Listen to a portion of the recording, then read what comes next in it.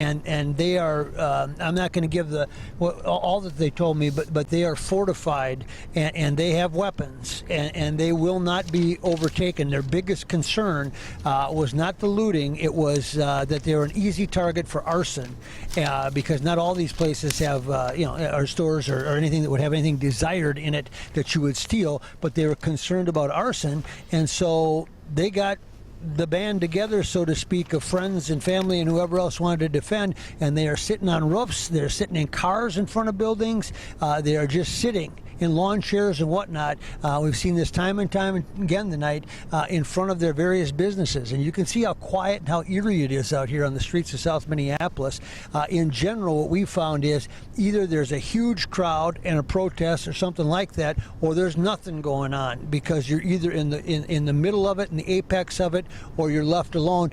Both of them are a little bit unsettling. When there's no one around, you feel the eeriness of it. When everyone's around, you're not sure who the good guys are and who the bad guys are, and that's all you're seeing here. It's either a mass crowd and a mass movement, or it's no one, as you can see right here, and it is quiet and dark and just strange.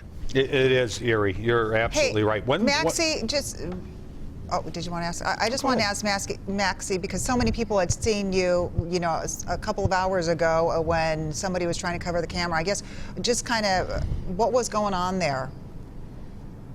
Well, what happened was we were stuck in a place where we really couldn't get out for a while because between us and our car was a line of police, and then there was the man that had assaulted our photographer, Chris Cruz, with a crowbar or cane, and so we couldn't walk that way. So we sat with the folks from the neighborhood, and they're very engaging, and these are endearing people they're worried about their community, and so a couple of them agreed to do an interview with us, and a person that was off camera who I think had been drinking, decided that they were going to get in the middle of the live shot as soon as we started. And the surprising part about was that he had been pretty affable to that point, and talked to me about what a great basketball player he was and whatnot, so I didn't find him to be a threat. And all of a sudden, when we turned the camera on to do the interview, he decided to jump in, and then a lot of the stuff that he was saying was fairly incoherent, but we just shut it down, talked him down, calmed him down, explained what we were about, and we weren't a threat to him or anything else, and then we moved on our way from there. But so I know it probably looked worse than what it was, well, but we were able to pretty much control the situation.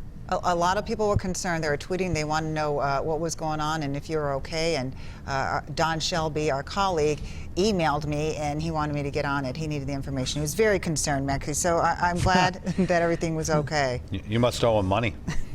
Yeah. We need a little of that tonight, Frank. Thank you. But look over here to the right. I mean, can we pick that up? Yeah, we see Those are people sitting in front of their family business, their taco stand, and they're going to sit there all night. What are we on, Art? Lake Street. We're on Lake Street right now. Here's the auto parts store. Obviously, they've been the target of many. We're now that far. Go to the left here. Take a look at that.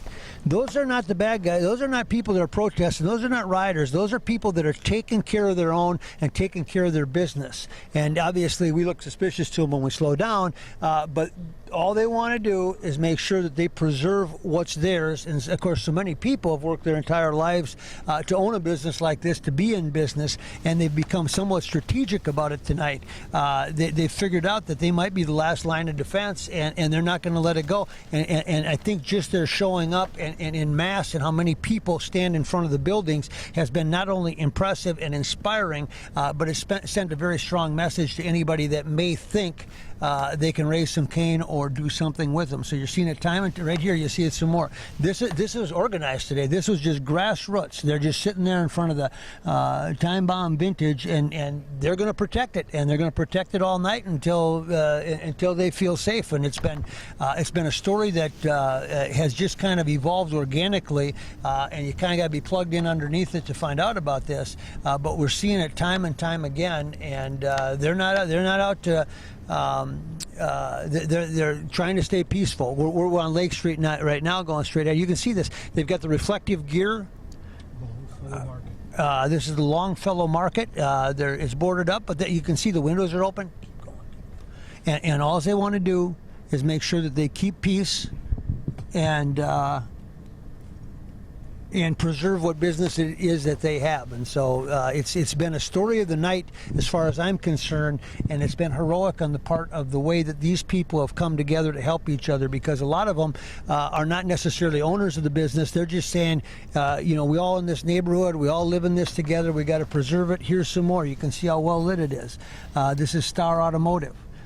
These are the people that are making sure that the bad stuff doesn't happen. You see a guy there, he's standing with a 12-gauge shotgun. The whole point, and there's another guy we just drove by that's got a rifle. They're serious about this, folks. And if you think you're going to come out here and do anything to them, that's the first time I've seen a shotgun and a rifle.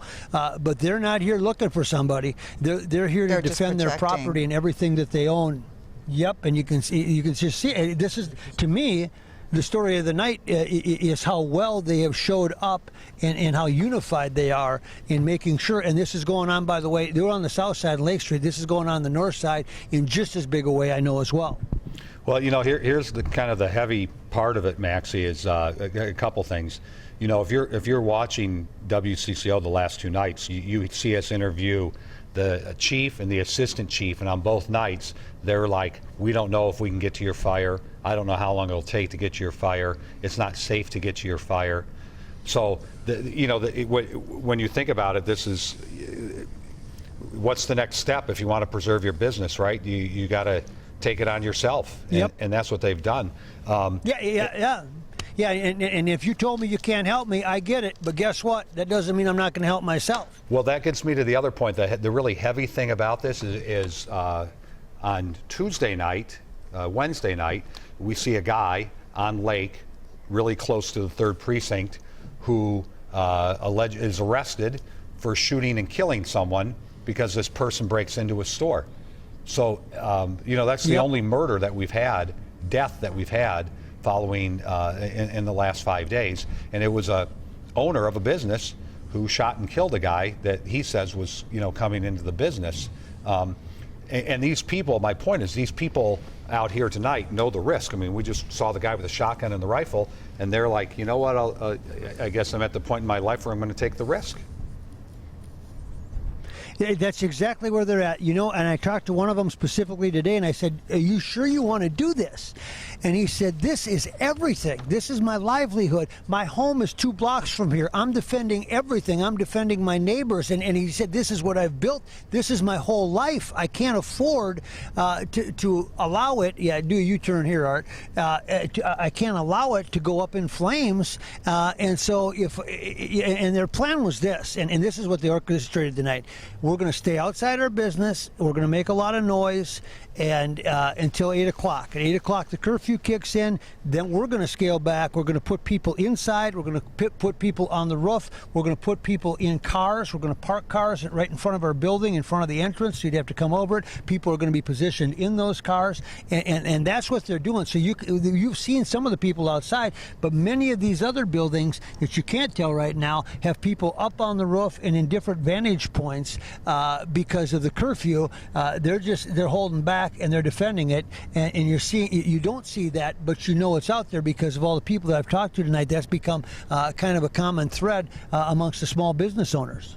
If you want to, and I'm not asking you to do it live on television because I'm really not interested in seeing you or Art get shot, but if you get a chance and you're able to pull over and talk to one of these folks, I think that would make for an interesting conversation to talk about. Well, I'm sure they're relieved, but just kind of the motivation and what kind of you got to the point in your life where you've got to protect your own life, limb, and property.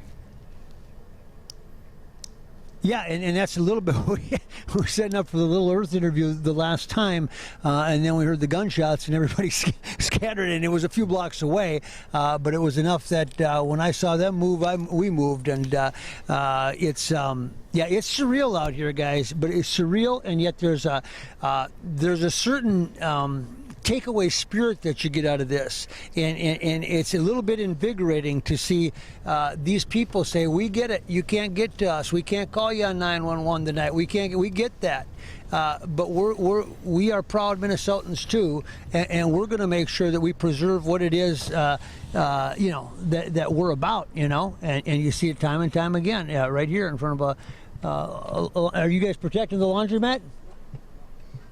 Just watching? Everything good? Okay.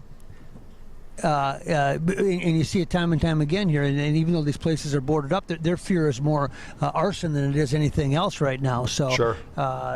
There's not a lot to loot at some of these places.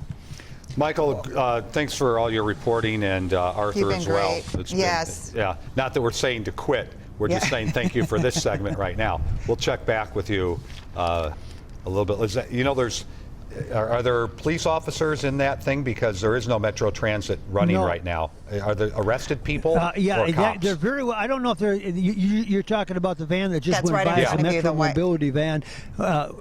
Which they're using. For a number. There's the guy with the shotgun again. They're using that for a number, but we couldn't tell that there was anybody in it. It may be empty. We have not seen though since we left the station, and we've put on how many miles now, guys? I don't know, 10. We have not seen one police car.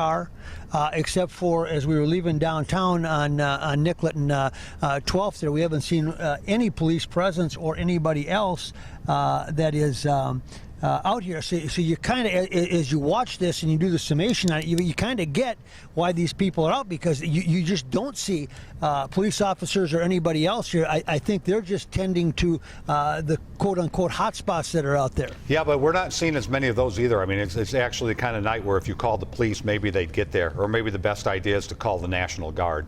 I joke. I shouldn't joke about that. But I think that you would think the response would be different tonight. And we know this response will be different from the fire department as well.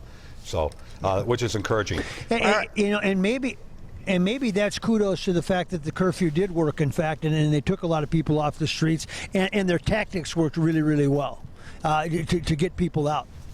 Yeah, indeed. Believe me, as weird as what you're showing us looks like, I think it makes people a lot happier than the anxiety of the images we were broadcasting last night, too. So Mike Max, Art Phillips, thank you guys both very much. It's really interesting to You see. bet.